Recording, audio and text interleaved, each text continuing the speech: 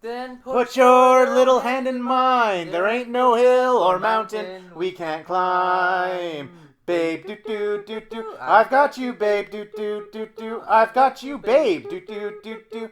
Okay, campers, rise and shine. Don't forget booty, because it's cold out there today. It's cold out there every day. What is this, Miami Beach? Not hardly, and expects hazardous travel later today. What with that blizzard thing? That blizzard thing. Oh, well, I've got the national report right here that says there's going to be a big blizzard thing. Yes, there will. And you know what makes today especially interesting? Especially cold. Yes, especially cold, is the question on everybody's lips. Their chapped lips. Yes, their chapped lips.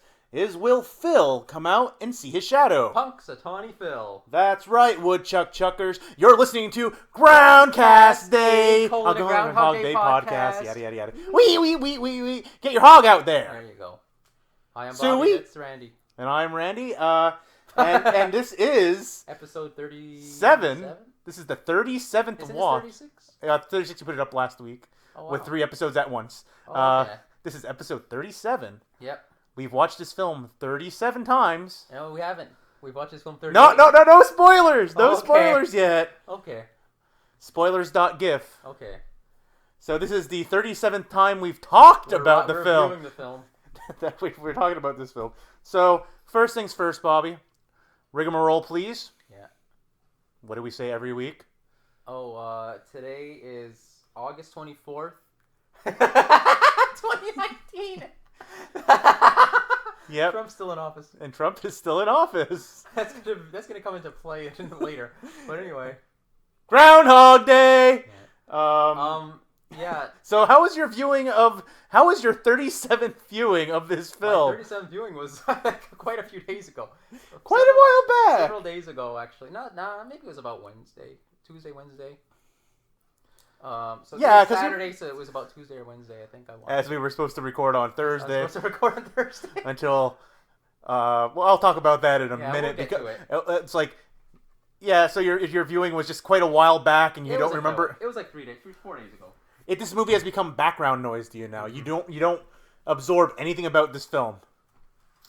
Yeah. So today, speaking of which, I want to get into something. If astute listeners who actually listened to last week's episode, and I'm a little closer, and I'm assuming that you, Randy wants me to cuddle up to him right now on the couch. So astute listeners who actually listened to the last. Am I the asshole if Bobby cuddles me as we record? And I'm sure that's a deep cut reference to something, but I don't know what it is. And you'll remember that last week, I believe, I talked to Randy and I asked him, "Do you think?" Asked or axed me? I think I asked you.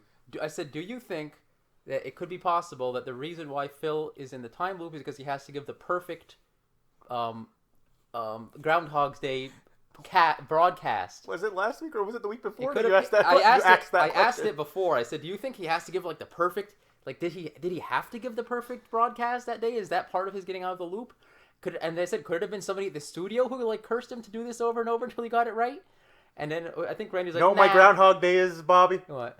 You. And then he like dismissed that, and he's like, that doesn't make any sense. So today at 2:24, Randy asked me on the Discord chat, "Is Nan the one who traps Phil in the loop?" No, because it came up because of something she says. Okay. She as he leaves, she goes, "Have fun." It's the way she says it. "Have fun in Punxsutawney, Phil." Yep.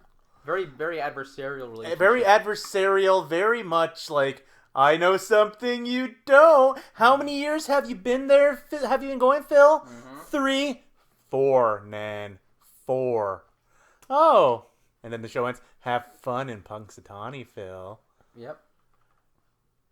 For your information, hairdo. In the original script, you would have seen a scene where we see Nan with a voodoo doll of Phil and a clock. That's actually probably what it would have been, because it's supposed to be like an ex-girlfriend or something like that. But like I said, just that delivery of that line made me think to myself, wait, did she know about the thing about the so how does she fit into the cosmology of the snow angels and the devil? That's what I was asking you in the seed that I planted in Randy's head that caused him to have that thought. That's what I was asking. Like several weeks back at this point, several episodes, who knows? Yeah. And so yeah, that's what I was saying. I'm like, does it have something to do with the broadcast? Does he have to get that perfect broadcast out there to restore the American people's spirit of Groundhog Day. He's got to give that perfect broadcast that's going to go 1993's version of viral. And get all the people out there to really believe in the groundhog. Remember, folks, you have to get out there this 2020 and vote for Phil Connors for president. Only he can get us out of this Groundhog Day that we are currently living in. Yeah. All right, so how she would fit in, that's how I think she would fit in. She was trying to get Phil to... So she's like an agent of the groundhog. I think. Bless you. Mm-hmm. Well, you also asked me later on... Today, they're not asking me. You mentioned to me. He goes, "I think I'm happy," and then Rita says, "I think I'm happy too." And you go, "Maybe this was his victory condition." No. You're getting ahead of us right now. Oh, I don't mind talking out of order because we're talking about win conditions and how to get out. Don't let me interrupt you. Then go on. But no, it's like saying you brought up. It's like he says, "I'm happy," and she goes, "I think I'm happy too." Yeah. It's like, and is that his win condition? It's like mutual happiness, mutual connection. Is that Phil's win condition? Did he have to make Rita happy to get out of the time loop? Keep in mind, Bobby, we need content today. Content you wouldn't believe. So it's okay if we hop around a bit. Mm-hmm. So let me tell... I'm going to make you start reading out of that fucking journal. Nope, not yet. You're such an ass. Bobby, we're not even in the end run yet. We're not even 10 episodes. Like we have more than 10 episodes left. I don't have to go into deep dives yet. Anyway. So, my viewing of... No, you didn't answer the question. Does he have to make Rita happy? I think the fact that he's happy makes her happy. So I think for the first time in his life, he is truly happy in the moment with somebody else and happy for someone else. What if this motherfucker made Rita happy but he was still unhappy? I don't think it would have been possible. What if he made that perfect Groundhog Day broadcast but he wasn't happy? How would he have made that perfect Groundhog Day podcast? Yeah, we're trying to make that perfect Groundhog Day podcast. How do you make that perfect... I mean that broadcast. Broadcast. How would he have made that if he wasn't like so happy to be where he was? Because he was so desperate to get out of the loop that he got it in his mind that he had to give that perfect. Just like he once thought he had to kill the groundhog. You forgot, Bobby. You're forgetting like a key piece of the film that shows that you haven't been watching it closely. That it's become background noise to you now. That it's just become a rodent underground where you don't see it. That only pops out once a year, right? And you suddenly go, "Oh, look! I remember that thing exists." She tells him that if I had my time again, I would do it all the same. But no, she told him in the movie that maybe this isn't like something bad. You have a glass half full. I know. In our open-ended video game, I'm talking about an alternate path that he could have taken. An alternate path to victory. Are we talking game theory again so that we can get to our RPG eventually? Yes, I'm talking about what would be all the ways you could break the time loop. And that was one of them was, what if he just thought, like, I have to give this perfect broadcast, and he just went out there and he just, like, you know, like he just delivered like this great acting what do you call it, scene, whatever you want to call it, as he could. He tried to deliver the greatest speech, the king's speech, if you will, of Groundhog speeches, and that was the whole movie's about. He's just like, I gotta give this delivery, and then he just gives it, and he's not even happy. He just wants to give the perfect speech. Just a quick aside, a quick tangent. The Academy Award winning film, The King's Speech, is a phenomenal film. Yeah. Also, more aside, if you notice on that same day he gives the big speech, it's implied that he gets the hallway ghost, like he gives him his pep talk. He gives. No, that's not the same day, Randy. Oh yes, it's not. It's very close to it. But well, if you were an hour later than I was expecting, I would have already had watched that scene over again for the second time today. Okay. And I would have remembered it more clearly. But he's clearly becoming more eloquent over time. He's becoming more eloquent. Well, he's becoming more well-read. He's more diplomatic, yeah. And his, probably read a lot of books, yeah. Well, if we go back to the original script, his way of keeping time keeping time was that he would read one page of a book a day, and he read every single book. So has he read the Bible? Yes, multiple times. Yeah. He's probably read the Bible at least once or twice. And even like all the. He read like Dante's Inferno. He read the Divine Comedy. He read Paradise Lost. He read Dante's Inferno in the original Italian. What they don't tell you now is that he speaks 16 different languages now. Mm-hmm. Several of them are no longer spoken in the human world. Yeah. So what was the next thing we're going to move on to? Sorry.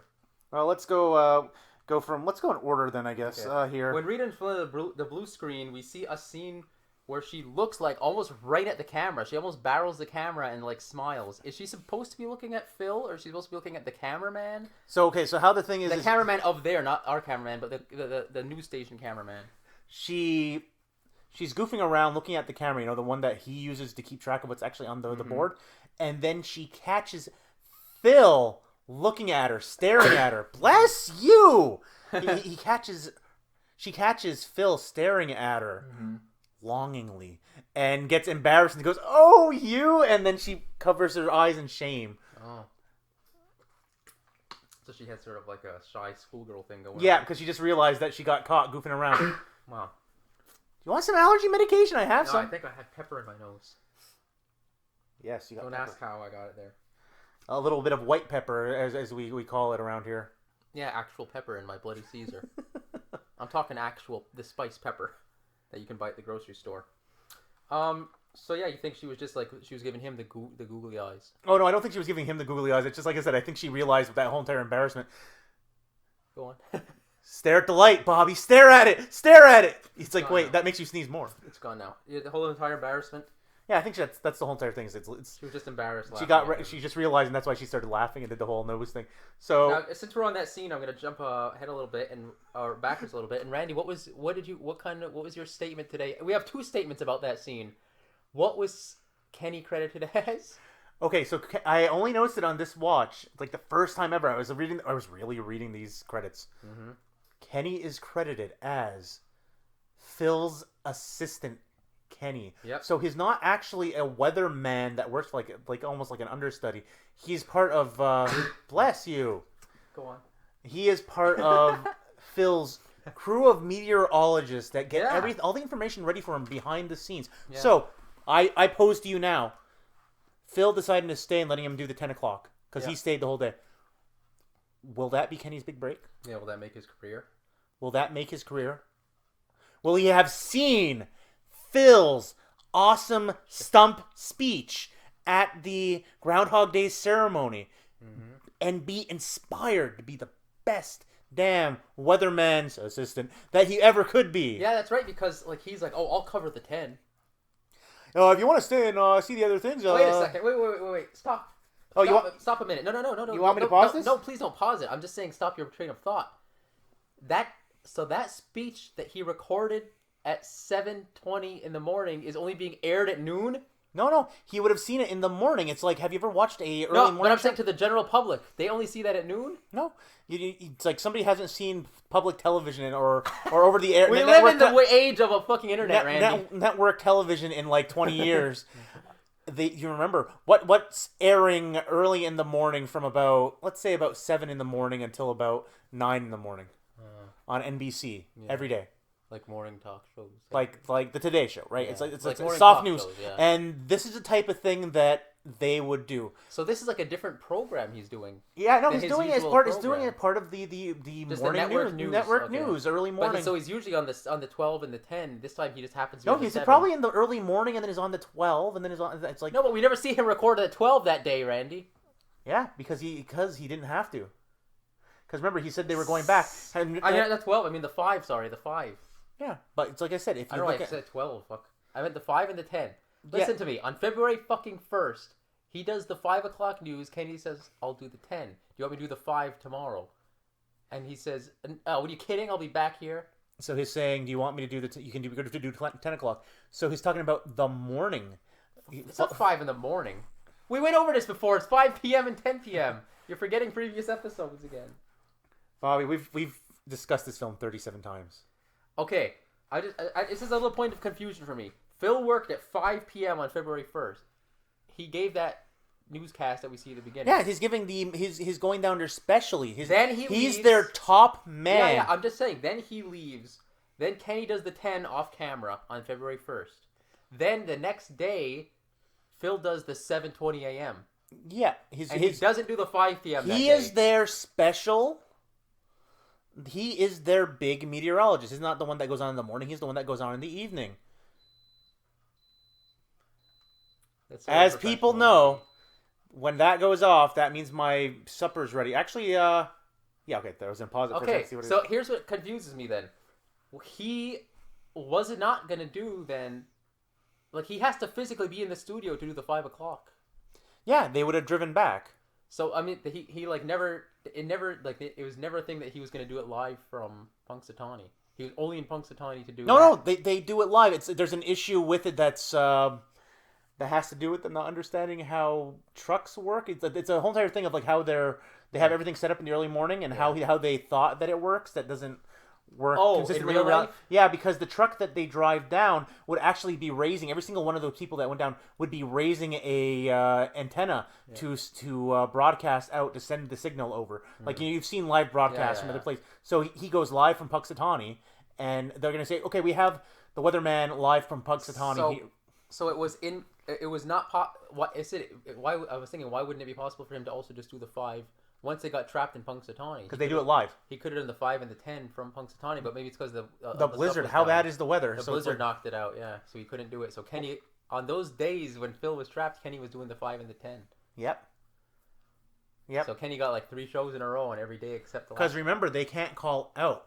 But here's the other thing: on other days where Phil disables the truck, when Phil disables the truck, they can call out and say, "Hey, we're having car trouble.